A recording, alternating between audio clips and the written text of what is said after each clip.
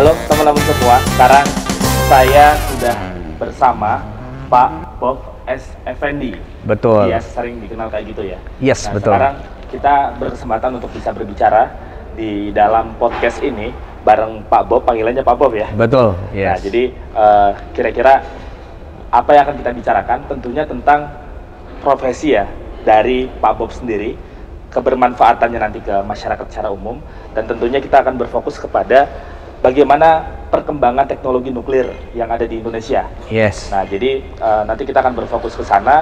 Yang pastinya sekarang kita pengen coba menyapa terlebih dahulu Pak Bob dalam hal ini yang sudah menyempatkan waktu di sela-sela kesibukannya. Kita pasti ya tahu ya, orang sibuk, orang hebat, punya banyak waktu yang harus dibagi. Sekarang beliau membagikan waktunya untuk kita berbicara dalam podcast ini yang harapannya memberikan kebermanfaatan bagi kita secara luas, tentunya pengetahuan tentang teknik nuklir yang ada atau teknologi nuklir yang ada di Indonesia.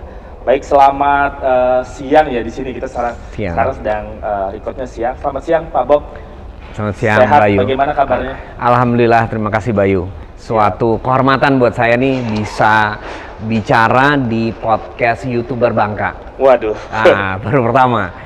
Ya, bahkan mungkin baru pertama saya di interview sama YouTuber. Biasanya saya yang bikin YouTube. Oh gitu ya?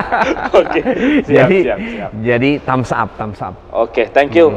Thanks a lot ya untuk kehadirannya. Yes. Kesempatannya untuk kita bisa diskusi bareng-bareng. Di sini pun selain penonton atau viewer yang pengen tahu tentang profil daripada Pak Bob, saya sendiri penasaran nih, terkait secara personalitinya Pak Bob yang kita bisa lihat di banyak search engine ya gitu ya. Misalkan contohnya Google, kita searching nama Bob S. Effendi, itu banyak artikel, banyak pengalaman, kemudian banyak tulisan, banyak konten yang dibicarakan di sana. Sekarang penasarannya saya, di balik tampilan hebatnya Pak Bob ini, Pak Bob hidup di lingkungan yang seperti apa sih dari masa kecilnya? Semoga ini bisa menginspirasi kita. Oke, terima kasih. Ini pertanyaan ini belum pernah ada yang nanya sama saya. Jadi pertanyaan yang menurut saya sangat membuka ya. Pertama-tama, saya dibesarkan dalam lingkungan seni dan budaya. Nah, karena ibu saya itu adalah artis dan produser di tahun 70, 60, 70, 80. Di tahun 80-an beliau menjadi produser. Namanya siapa? Oh, namanya mungkin Bayu nggak kenal ya, belum tapi lahir malah. Bukan belum lahir ya. Ya, itu Rahayu Effendi. Rahayu Effendi. Nah, mungkin kalau udah yang umurnya seumuran saya mungkin pernah dengar dulu ibu saya itu populer di tahun 70-60-an. Ya. Kemudian ayah saya itu adalah General Manager Taman Ismail Marzuki. Taman Ismail Marzuki. Tim ya, sekarang tim udah berubah wajahnya, tapi tahun 70-an Taman Ismail Marzuki itu adalah tempat berkumpul para budayawan dan seniman.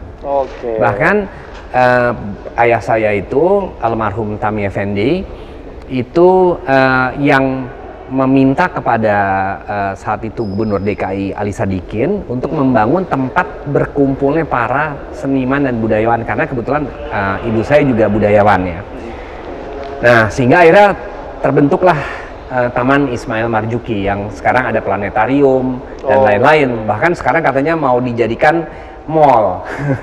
Sangat disayangkan menurut saya, sangat disayangkan. Nah, mungkin kalau Mas Bayu lebih kenal adik saya, karena adik saya lebih populer. Siapa tuh? Ya, itu Dede Yusuf. Oh, Dede Yusuf. Ya, karena ya khususnya anak-anak zaman sekarang yang lahir tahun 70-an akan lebih kenal adik saya, Dede Yusuf. Makanya ya kita lihat wajahnya tuh sama-sama ganteng. Terima kasih. Gak jauh beda gitu. Jadi itulah latar belakang saya. Jadi saya dibesarkan di seni budaya ya, keartisan, dan akhirnya ibu saya buka production house. Saya juga sempat membantu orang tua saya, khususnya ibu saya dan adik saya di dalam seni budaya ini. Nah, sehingga mungkin dengan latar belakang seni budaya ini membuat saya bisa lebih berpikir out of the box ya. Pendidikan saya engineering, tapi mungkin Mas Bayu kalau tanya ke teman-teman, Saya rada-rada engineer yang nyeleneh. Kenapa tuh? Kenapa tuh? Karena engineer yang loncat keluar dari dari disiplin kolamnya, disiplin ilmunya, ya kan? Biasanya engineer nyaman kalau kita udah di electrical engineering atau oil engineering, kita stay di sana, yang kita nyaman di dalam disiplin ilmu kita. Jadi saya kayak ikan tawar yang masuk ke ikan laut, ke laut gitu ya. Oke, tapi tetap hidup ya? Tetap hidup. Dan hebat, berkembang ya? Jadi memang saya bukan orang nuklir, saya adalah electrical engineer dan computer engineer udah cukup lama, jadi saya mungkin umur saya udah mendekati 60 tahun, Mas Bayu. Oh, gak kelihatan. Nggak kelihatan ya? Serius, gak kelihatan? Serius, mendekati 60 tahun. Jadi bayangkan waktu saya kuliah, saat itu belum ada internet, belum ada handphone, jadi sebuah peradaban, ya saya melihat suatu transisi dunia. Mungkin Mas Bayu ketika dilahirkan udah ada gadget ya, hampir semua orang yang dilahirkan semua lahir udah dengan gadget ya. Saya ketika saya dilahirkan, saya mengalami dunia tanpa gadget. Oke. Betapa susahnya komunikasi pasti. Iya, betapa susahnya komunikasi. Saat itu saya kalau kita telepon masih bunyi kelilik, muter-muter begitu ya. Saya pernah punya itu di rumah. Masih punya. Tapi udah rusak karena udah rusak ya. Bapak ibu gitu ya. Nah, jadi bayangkan saat itu ketika saya dilahirkan nggak ada handphone, kemana-mana harus pakai telepon umum. Ya kan? Itulah latar belakang saya. Jadi saya dilahirkan lalu dibesarkan di mana dunia itu belum interconnected. Sekarang dunia udah interconnected ya. Ketika kita waktu itu saya kuliah di Amerika, kalau kita berhubungan jarak jauh, sekarang tinggal hai saya apa kabar, halo ya, begitu aja. FaceTime kek, WA kek, betul kan? Zaman dulu kita harus tulis surat, Mas Bayu, tulis surat berhalaman-halaman. Udah gitu kita ke kantor pos nyari, udah gitu kita semprot minyak wangi atau apa gitu kan ya? Biar apa tuh? Ya biar harum lah, untuk pacar gitu kan ya? Biar harum. Terus kita harus cari amplopnya, kertasnya yang bagus, gitu. Jadi kita ke Hallmark dulu kita. Sekarang orang nggak ada yang tahu Hallmark mungkin. Itu tahun berapa kira-kira? Itu tahun 80-an. 80-an. Iya. Disclaim dulu kuliahnya di mana waktu itu? Oh, itu di Amerika, University of Bridgeport di Connecticut, di Pantai Timur. Berarti tamat SMA, langsung ke Amerika. Langsung ke Amerika. Langsung kerja di sana, saya 9 tahun di Amerika. Tinggalnya di Jakarta sebelumnya ya? Di Jakarta. Nah, jadi bayangkan saat itu dunia sangat disconnected. Ya. Kita pulang kuliah, saya buru-buru ya, setiap hari buka kotak pos nunggu surat masuk dari cewek kayaknya ya. Dari cewek. Soalnya nggak sabar itu ya. Iya, nggak sabar ya kan, berantem, kalau kita berantem di surat. Wah, jadi bayangkan kalau kita berantem, gimana? Bisa bayangkan ya, galaunya berapa ya, nerima surat berantem gitu kan. Kita nggak bisa komunikasi gitu kan. Jadi bayangkan zaman dulu itu suatu periode yang berbeda yang mungkin generasi zaman sekarang tuh nggak paham.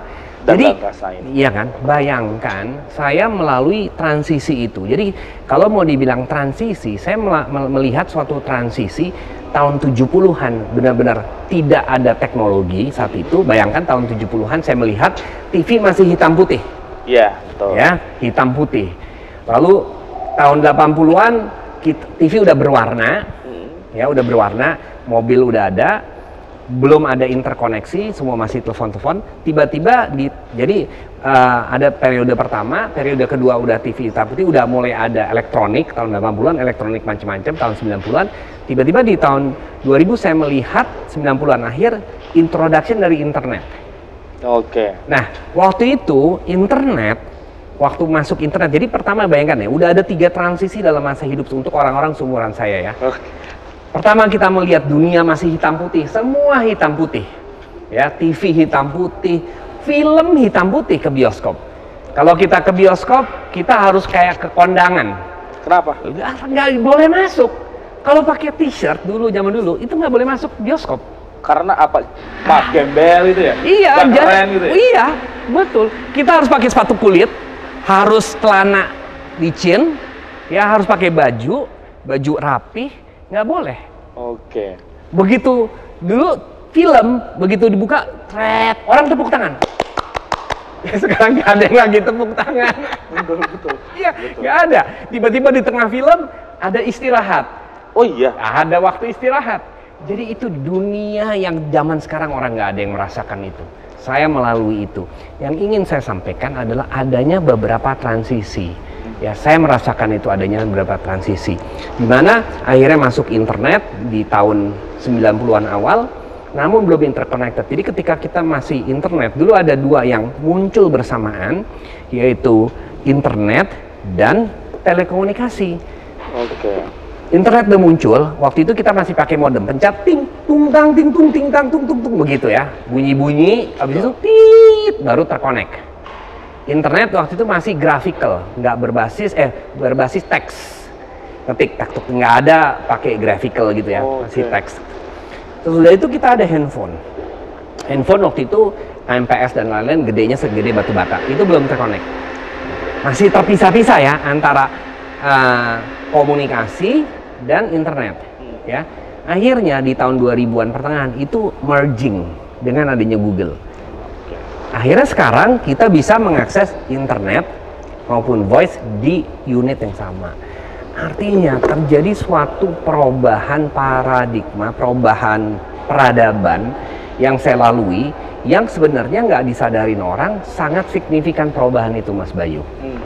Sangat berubah dari sisi teknologi. Dari sisi teknologi, jadi berubah. Nah, mungkin kalau yang lahir di tahun 70 nggak melihat, karena udah dianggaplah di peradaban terakhir. Ya, peradaban terakhir. Nah, dari sisi teknologi dunia berubah. Namun, dari sisi peradaban di Indonesia saya melihat, kita tidak berubah. Sejak kita merdeka sampai sekarang belum terjadi perubahan signifikan. Dari sisi peradaban, dari sisi teknologi, tadi saya cerita dari sisi teknologi kita merasakan suatu perubahan ya. Tapi dari sisi peradaban di Indonesia saya ngelihat belum, bahkan menurut saya agak sedikit mundur. Kenapa? Karena tahun 70-an, tahun 60 kita merdeka, Indonesia was the leader. Dalam hal semua.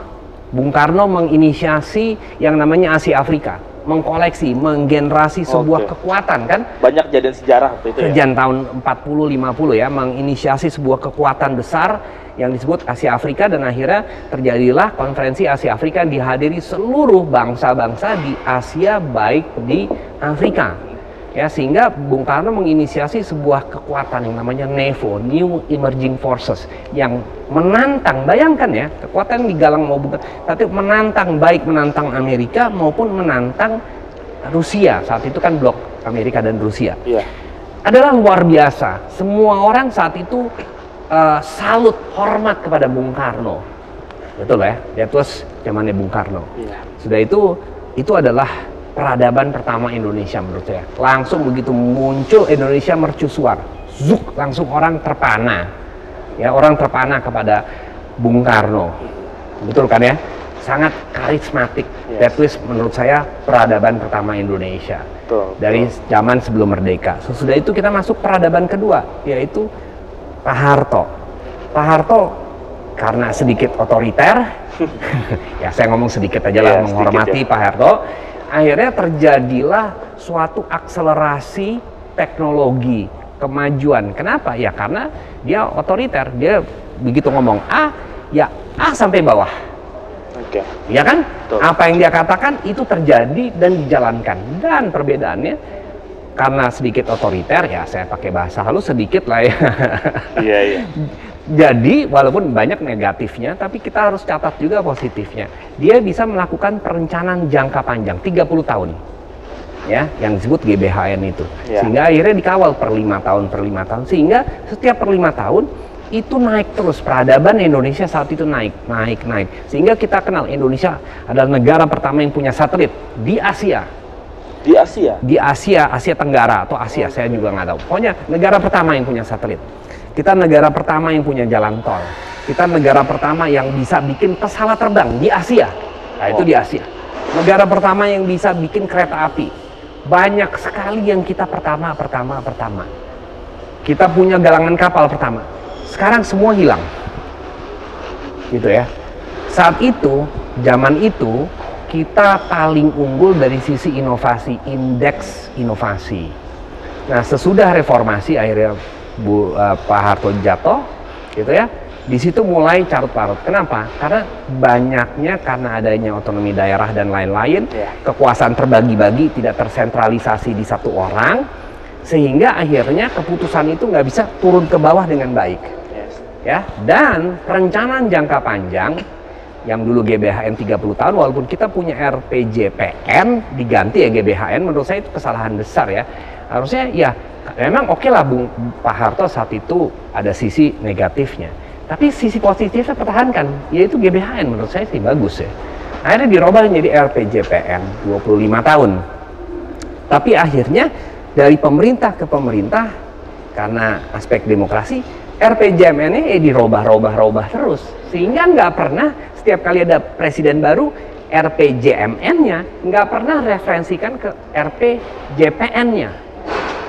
Akhirnya nggak pernah ada konsisten. Karena tidak ada konsistensi, jangka pendek yang mengacu ke jangka panjang, akhirnya itu degradasi menurut saya. Itu terlihat daripada pertumbuhan kita, juga daripada indeks inovasi kita yang merosot.